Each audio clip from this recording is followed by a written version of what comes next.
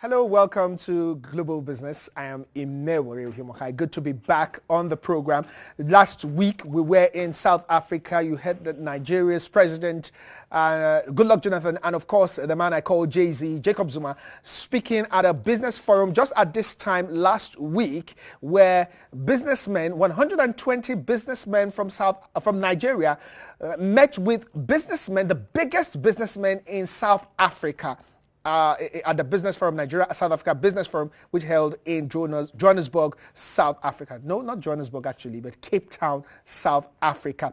Well, you can also remember that many issues came up at that Business Forum. It was, of course, the issue of banks, especially banks coming into South Africa.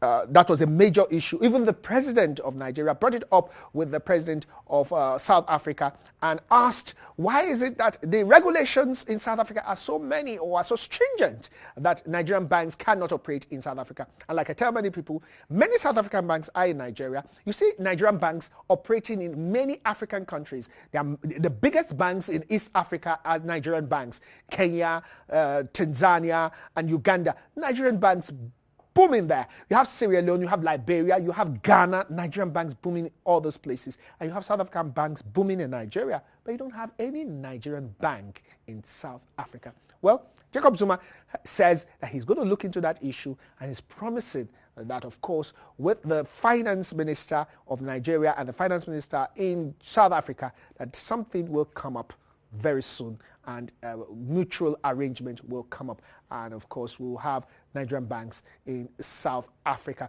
Some of the issues that also came up were the issue of mutual trust between Nigerian businessmen and South African businessmen. I talked about, I had a chat, a tete-a-tete with the Minister of Trade and Investments in Nigeria, Olusegun Aganga, and he raised this issue that many Nigerian businessmen do not trust South African businessmen and vice versa, especially the trust coming from the South African businessmen to Nigerian businessmen because of the negative posture some Nigerian businesses and businessmen have put in the international scene. Of course, you know the issue of the 419, popularly known 419, advance fee fraud, and of course you have other issues that have come up with the in terms of trust that has to do with Nigerian businesses. And so they have to learn. The bottom line was the South African businessmen and businesses have to learn to trust Nigerian businessmen. Imagine the richest man in Africa, Aliko Dangote, who is a Nigerian, I beg your pardon, and doesn't have probably business interests in South Africa, or does not have recognizable business interests in South Africa. He may have business interests, but not recognizable. Imagine the richest woman in Africa, also a Nigerian, Folorunsho Alakija, not having recognizable business interests in South Africa. That is actually a major issue, and those are the issues that were discussed at the Business Forum between Nigeria and South Africa. But most importantly, on Friday, the World Economic Forum on Africa kicked off in Cape Town, South Africa, at the International Convention Center. And of course, you had businessmen from across the globe coming in, discussing the issues that had to do with Africa's growth and development, economic growth and development. And of course, we had many political leaders, African heads of states were there. And one of the sessions, the Nigerian president delivered a speech on infrastructure. We'll tell you more about that speech in later weeks, and more about the World Economic Forum in later weeks of our program on global business. It's global business. Well, that was a wrap-up of what happened in South Africa. And we'll take a break right now. When we come back after the break, Ehizoje Momo will be ready with Global Business Roundup.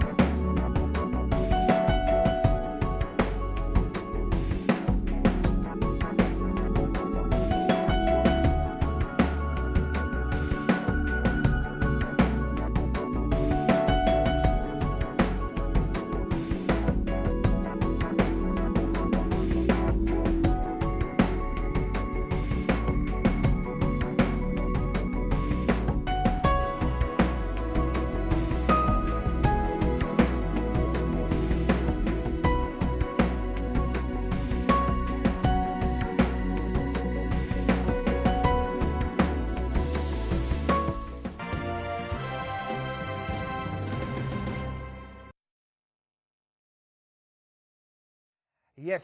Now, what we have on the program today, we'll be talking about a very important conference that is coming up in June, a world conference coming to Africa, coming to Nigeria. And remember that the next World Economic Forum, in fact, we're going to be doing a lot of things about that. The next World Economic Forum is happening right here in Nigeria, and we'll be following it up until that day when it holds sometime probably in May next year, 2014.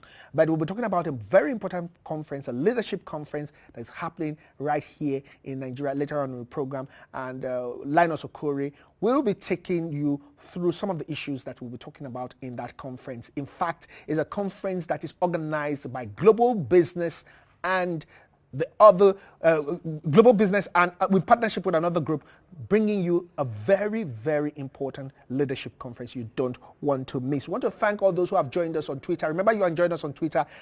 For me, you can join me at Ime Ohio, and of course, for Choma, you can join Choma. She will tell you her Twitter address, but it's at Onya.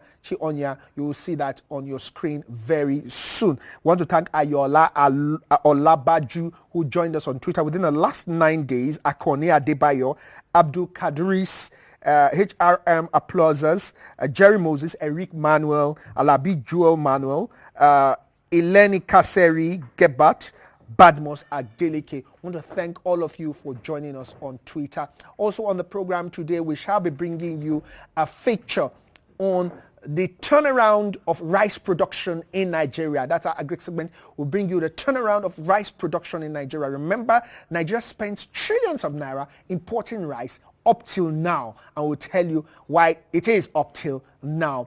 Now we'll go over, as Ehizo Jemomo will be taking us through the world of business news. It's Global Business Roundup.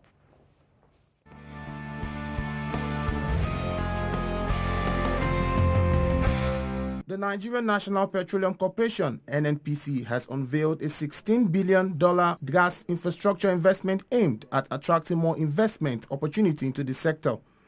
NNPC Group Executive Director, Gas and Power, David Ige, said the master plan, which has 3 strategic areas, is expected to deliver gas to power by at least 3-fold increase in 2015.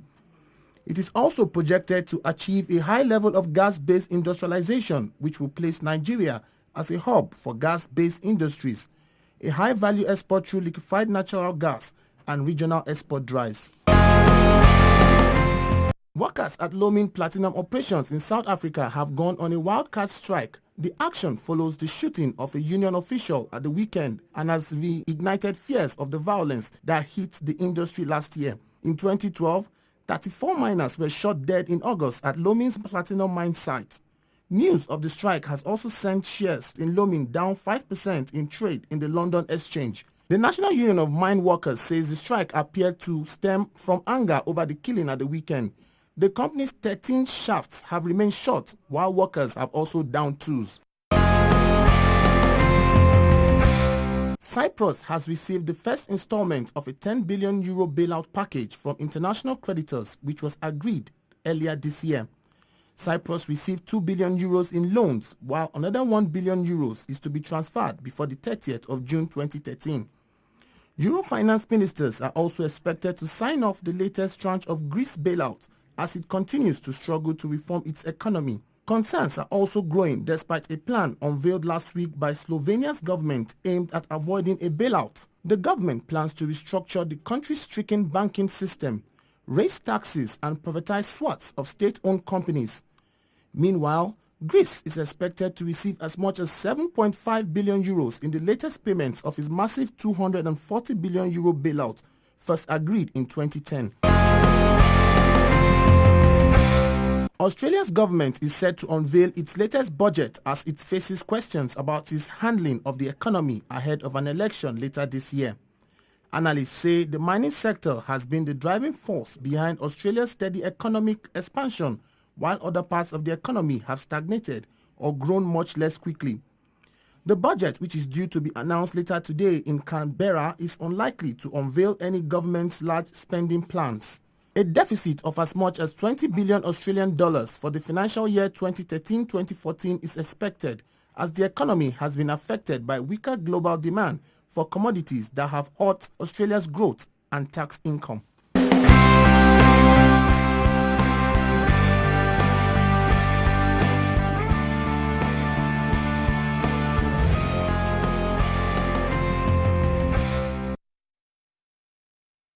Well, now you know what's been happening across the nation. Now, let me also remind you, I told you earlier on that we're having the leadership conference in conjunction with Global Business. It's happening with Guardians of the Nation International. It's an emerging leaders conference, and it's for 1,000 leaders caught across the country.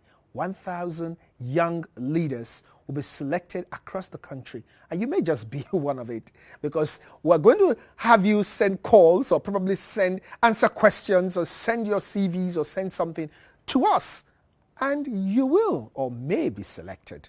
Just watch out for it. We'll talk about it later on the program. We'll take a break right now. When we come back after the break, Chioma Onyeabor, my co-anchor, will be here to tell you what's happening on Business Feature and, of course, street business after the break.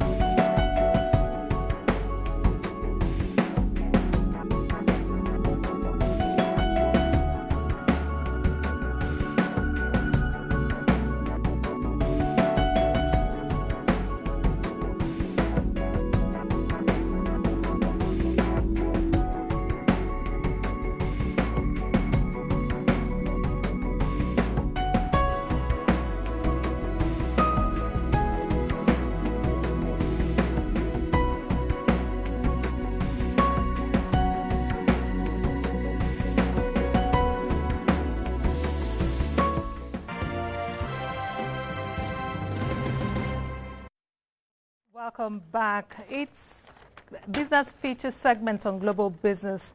Now, two women running a business is not rare, but two women running a mechanic workshop is a trade traditionally considered a man's profession.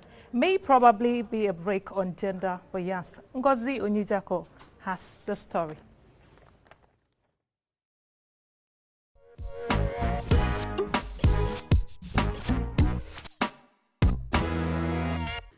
The female owners of garage Fatu Mercedes work together like a well-oiled machine. The two mechanics, both named Fatu, say without each other, they would have never had the courage to start their own car repair business. Two women working in what is traditionally considered a man's trade in Dakar, Senegal. Like in many predominantly patriarchal societies, many Senegalese women are often tasked to raise children, take care of household, and maybe run small businesses like selling fruits, fish, and vegetables. However, Sila and Kamara are the exception. And since opening the garage in 2005, Fatu Mercedes has grown from strength to strength and now has 8 employees, all of whom are men. Sila says she would like to hire more female mechanics, but they are hard to come by. She is, however, encouraged by what she sees as an increasing number of women enrolling in mechanic classes in Dakar. I would like for more women to do this type of work, not even just as mechanic, but all jobs dominated by men, electrician. There are many other trades. Sila and Kamara trained for 3 years in technical school in West African country, after which they interned at various workshops.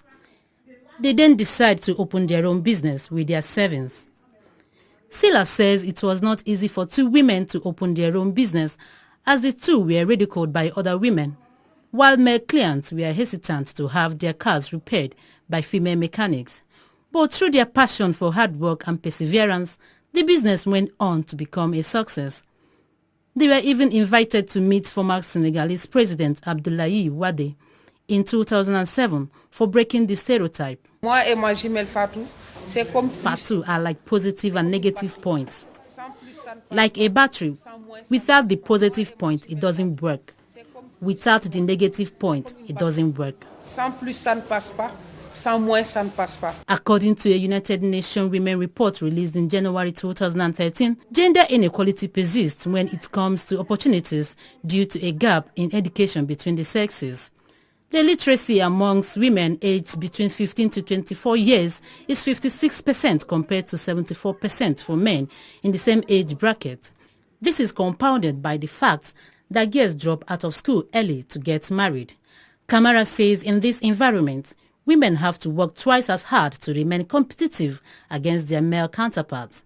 At Garage Fatou Mercedes, they do inject professionalism and quality skills in their work, which encourage customers to look beyond their gender. There are people who come here and ask, are these women really capable of repairing my car? It's up to us to give them the reassurance they need for them to feel comfortable to leave their car here.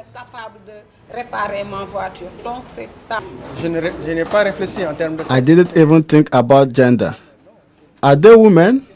No, I didn't ask myself that question. I came here because of their reputation. Abdullah Dwaf, a mechanic who works at the Cité Santé Douce garage just down the street from Garage Fatou, says he has no problem with women working in the trade. There are only a few women working as mechanics because there are not enough heavy-duty tools. For men, there is no problem. We have enough strength to lift the engine with our hands. But for women, that does not work. But Dwaf asks that lack of physical strength might be a setback for women mechanics. After work, Sila and Kamara make the half-hour drive home to save families. Sila's father, Imam Sidi Lamen, says his daughter started showing an interest in mechanics at the tender age of 11 years old. Following her training, Sila's father was apprehensive about her choice of such a non-traditional career path, but Sila insisted. When I took her to the workshop and she met Fatou Kamara, they became Fatou. Another girl was at the workshop too. Natu, seeing that there were two women already at the workshop, I stopped worrying and I told myself it was okay to leave her there.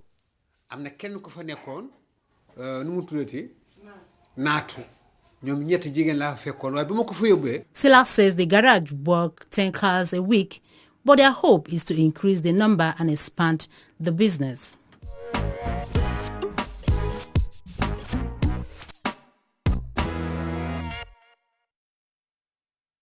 Wow, Fatou and Fatou. Same name, same profession. These two women have shown that gender does not really count as long as the goal is achieved. Now, next on the program is Street Business, taking you to the street where Funke Ogunlolu is standing by to tell us the difference between a shoe shiner and a shoe cobbler and how lucrative it is making money cleaning shoe. Over to you, Funke.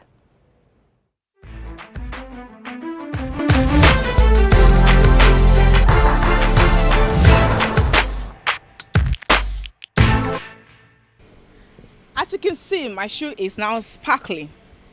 But how long did it take this shoe shiner to polish the shoe for me?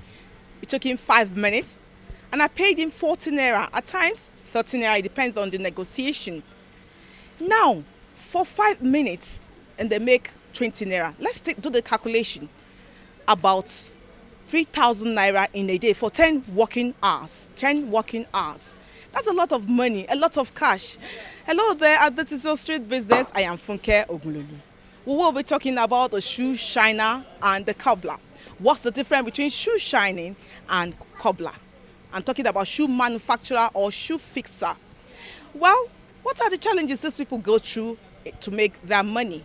More on this on today's edition. Don't go away.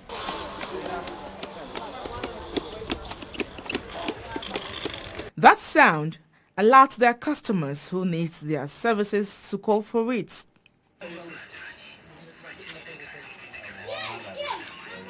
Shoe shine is an occupation in which a person polishes or cleans other people's shoes for money. They are often called shoe shine boys because the job is traditionally believed to be for men. Some shoe shine boys offer extra services such as shoe repairs and others, and many high-profile people started their lives as shoe shine businessmen, including presidents and singers. Shoe polishing was not that lucrative until the 20th century, as throughout the late 19th century, shoe shine boys plied their trade on the streets, particularly those cities of the United Kingdom. During those periods, the only form of shoe polish was called blacking, usually mixed with beeswax or lanolin. At the end of the 19th century, leather shoes became affordable to all, and with the demand for a good number of boots increased the need for products that will allow boots to be polished quickly, efficiently, and easily. In Nigeria, the shoe shine boys who stand in different places or locations, including streets, schools, bus stops, airports, barber shops, and shopping malls, among others, cannot but go home with some cash. Ana samun 700, 500, naira 1000 ma ana samu lokaci. In akwai kosoma ana samun 2000 lokaci. To, zan ciyar da yara da mata gida saboda bani da sana'a. Yara ko in ka 30, 20 har zuwa 40 muna ansa ba wani gyara ne har kaso sai a hankali. To ni yau na kai kwana 4 wallahi ba hada ma 1500 na kaina ina. Of course, making cash does not just come easily. Ciwon jiki kan dole, ga rana ga ciwon jiki ai muna haɗe da shi dole. Sai dai haƙuri kawai. Takalma ne yanzu mutane kowane na jin shakkun ya kawo aiki ba kuɗi. Aiki kana jira a kawo aiki ba kuɗi ba a kawo ba. Kuma mai takalmi shi da takalma a gida ba kuɗin zai kawo maka takalma. Haka shi. Shoe shine, like I said earlier, is an occupation in which a person polishes other people's shoes for monetary gains. So, who are the shoemakers? Shoe cobbler, that is a person that he did not learn the job, he just enter into the job like that. But we will learn it right from our childhood, so we can do it perfectly. Any kind of shoe you know, we can make it. The shoe shiner, they normally used to enter the job like that without learning. But you can just put your goods, that is going to go to the market, buy box, and buy polish with some other things. Given by the quality and quantity to purchase made in Nigerian shoes manufactured by the skillful shoemakers, why do many still scout for foreign or imported shoes? Yeah, the shoemaker is very beautiful because if you wearing these shoes, you look like 2 year or 1 year myself. Okay, and how much do they buy? 2,500, 3,000, 3,500. No, the foreign shoes is good, but the money is high. I buy one for 42,000. Then getting to 6 months myself. When you enter the water, you go tired. And Nigerian one is very beautiful because she using with the better gun. As the need for shoe polish and shoemaking grow, so is the need for their maintenance multiplies. I used to polish my shoe at least 2 times a day. I used to pay only 20 naira. Yeah. If you don't see them, what you go do? No, I'm not feel happy because I'm always like my shoe to be shine. Something like 3 times. Yeah. How much you pay? 20 naira. And they do well for you? I do well for me. So in a day now, you don't fit to make no shine your shoe? No. Every day, something like in the morning, in the afternoon. I can see you can't wait to lay your hands on getting the business started. Well, this is a piece of advice on how to be an inspiring entrepreneur in general shoe repairs. Starting any shoe fixing business requires a little idea, knowledge, planning, preparation and commitment, and above all, location. I mean an open place where you have a good crowd and all you need to do is get a table, tools and materials which I bet you cannot cost up to 20,000 naira. And if you have enough capital to rent a shop, that's an added advantage. Remember, do not despise a little beginning. A little drop of water makes a mighty ocean. Despising a small beginning means missing out a big business for the future. Oops, we've come to the end of today's edition. Time is up. I'm afraid we have to go. But before I go, please ensure that you have business idea, create it, bring it into reality to make money, because time waits for nobody. Well, we dropped the curtain for today. I am Funke Ogulolu. Please do join us next time on the segment.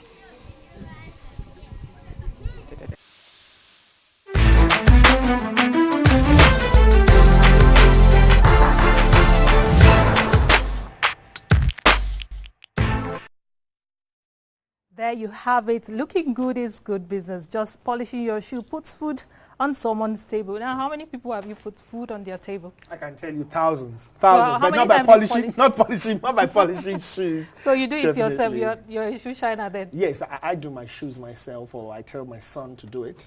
He does it quite well. Great, but you're denying so many people food by doing it yourself. By doing it myself, isn't it? So what do we have on Talking point?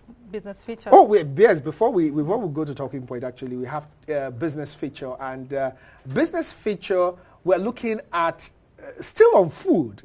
Remember I told you that we've been importing rice. I've been importing rice. And right now, Kebbi and Zamfara had a rice harvest. In fact, the Minister of Agriculture, Akim Madeshino, had to go there to help go harvest some of the rice to show that it can be done in Nigeria. We've been saying we need to turn around this whole issue of importation of food for Nigeria. What does this mean for food security in Nigeria? Osama Oyebanji went to Zamfara and Kebbi to help them harvest some of that rice. Let's have that feature.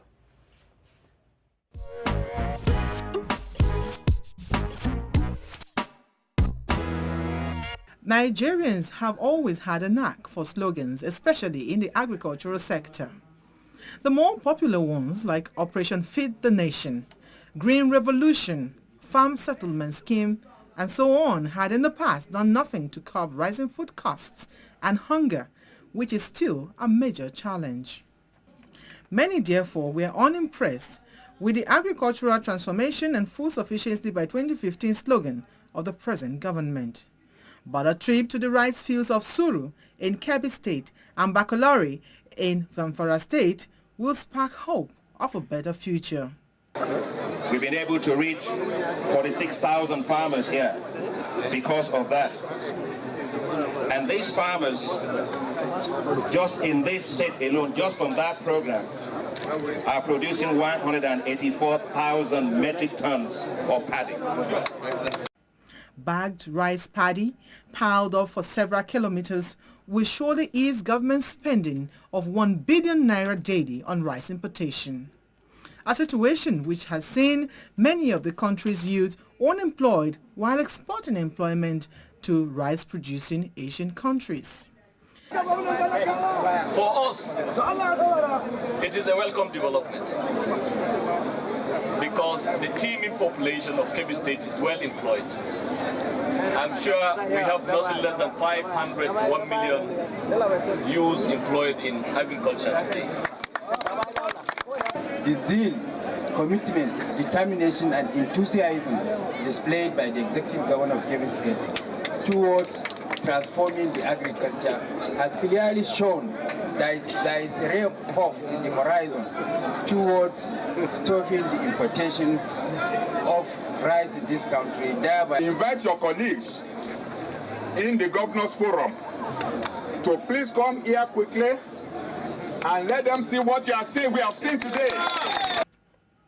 Minister of Agriculture and Rural Development who has been pivotal to this success story, laments the unpatriotic attitude of some who are bent on sustaining rice importation. Announce to all those people that have been importing rice, especially for those that have been going around saying we can't find paddy. If you can't find paddy from all of what we've seen for probably, you will say almost 40, 50 kilometers, then I think you are blind or you are just simply mischievous. He predicts that Nigeria can be a net exporter of rice in 5 years if present production level is sustained and increased. The federal government, through the Federal Ministry of Agriculture, will pay to subsidize the cost of transport of rice out of all these rice production clusters by the rice processors in Nigeria. Our farmers will be encouraged, and I know this program will add value to them and will add value to the production. In the 2012 and 2013 dry season, at least 264,000 hectares of rice farming was supported by the federal government, from which a total yield of 1 million metric tons of rice is expected, about half of what the nation consumes annually. Cultivation in the rainy season promises to yield even more.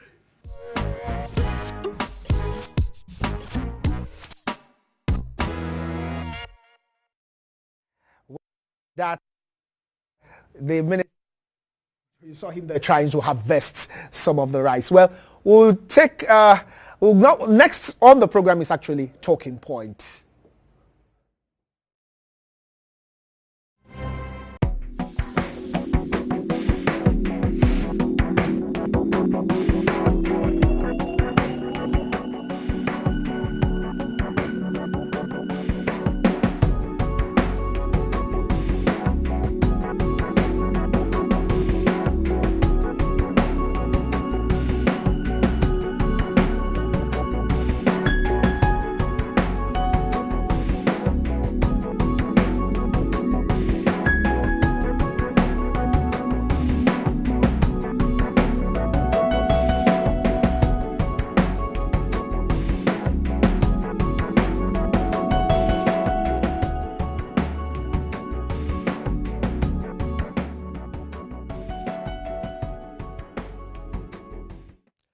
Yeah, welcome to Talking Point. And on the program today, I told you about the Emerging Leaders Conference. I almost wanted to say Emerging Business Leaders Conference. But anyway, it's actually for business leaders because they are for 1,000 outstanding young leaders making a difference in all sectors of the economy.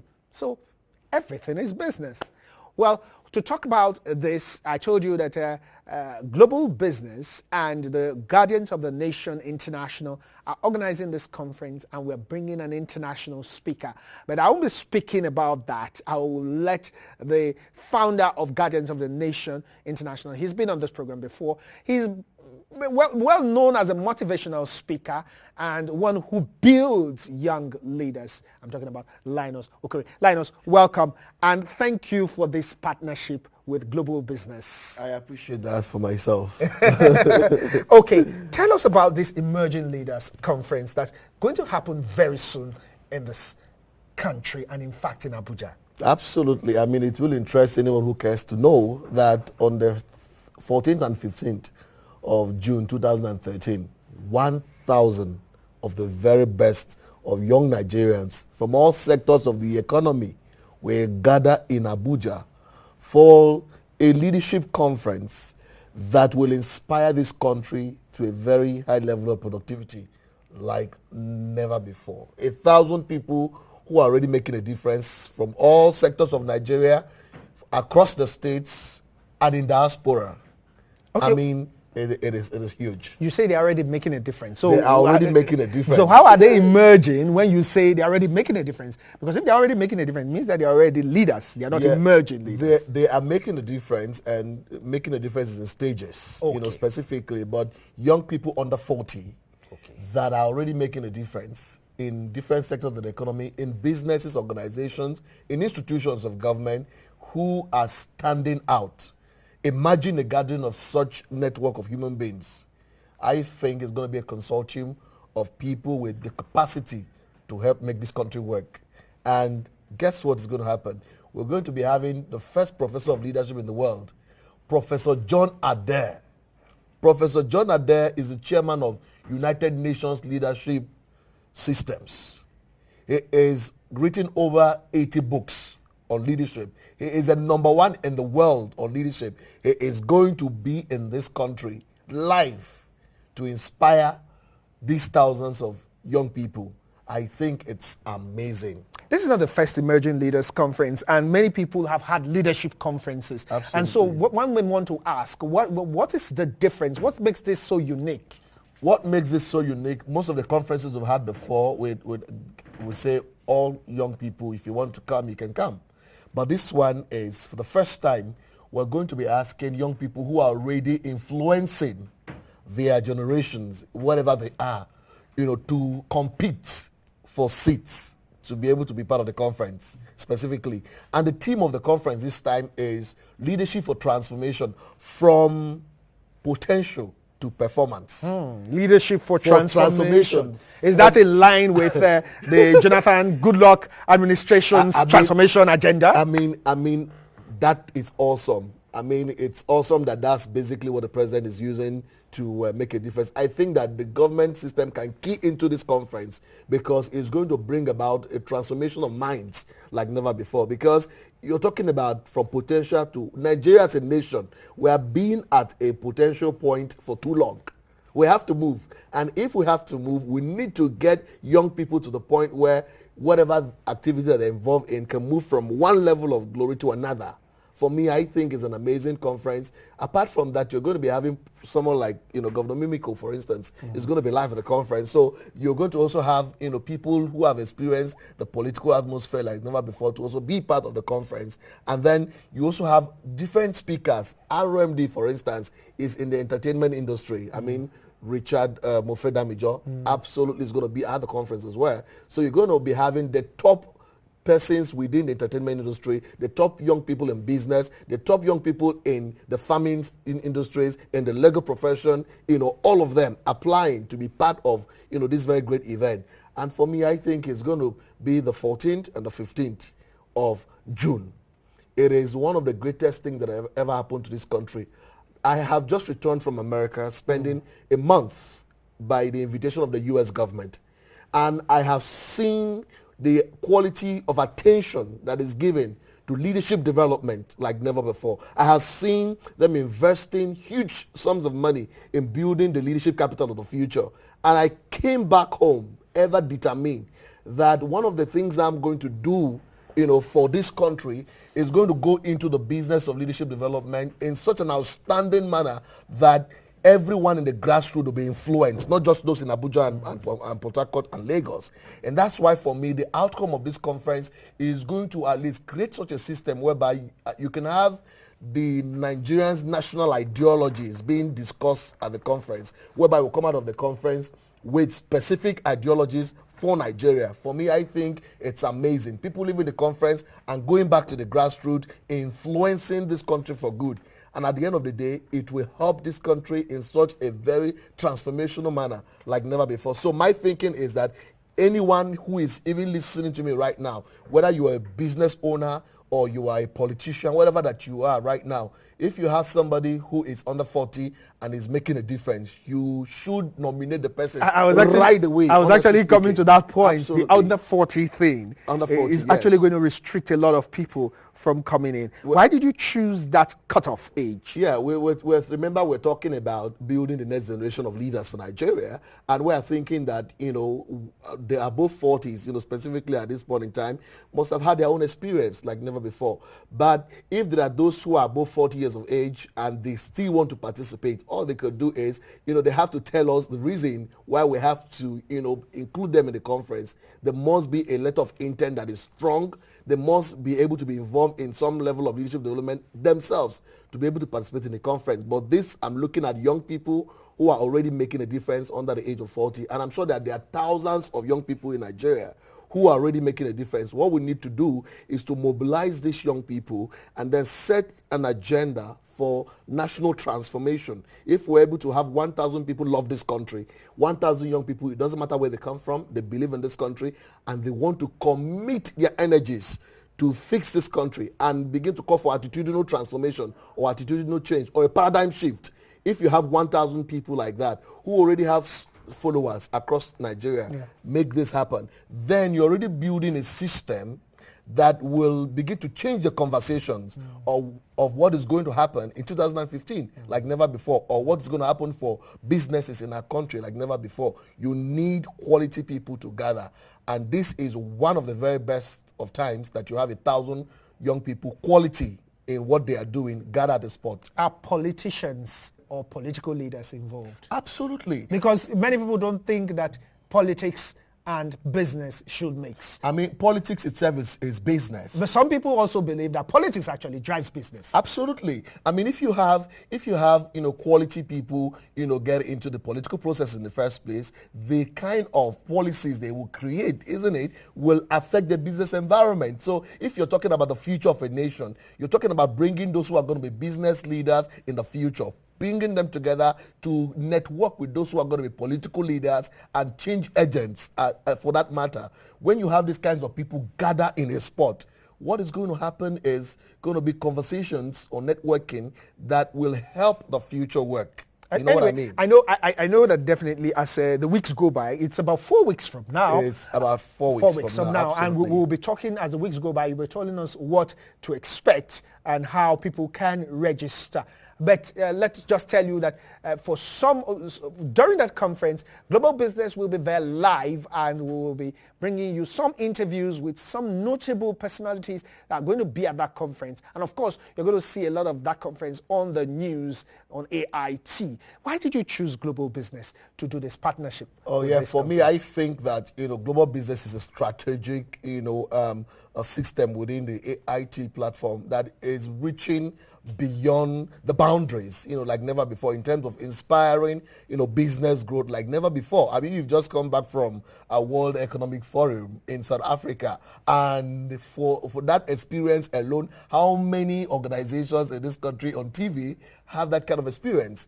I mean, because you're meeting with world shapers already. Imagine that kind of institutional framework within our country, where TV is not just, talking about, inspiring people on TV, but actually meeting with the real drivers of change around the world in terms of those bringing economic prosperity around the world. Having mere experiences with them, for me, I think that Global Business knows what it's doing, and if Global Business is partnered with this and this, then we'll be able to reach real great guys doing great business who are always tuned to watch Global Business. For me, I think it's just awesome. And you know what? You know what you're doing. And because you know what you're doing, I like associating with those who know what they are doing. Well, I don't want to blush on air, but he says we know what we are doing.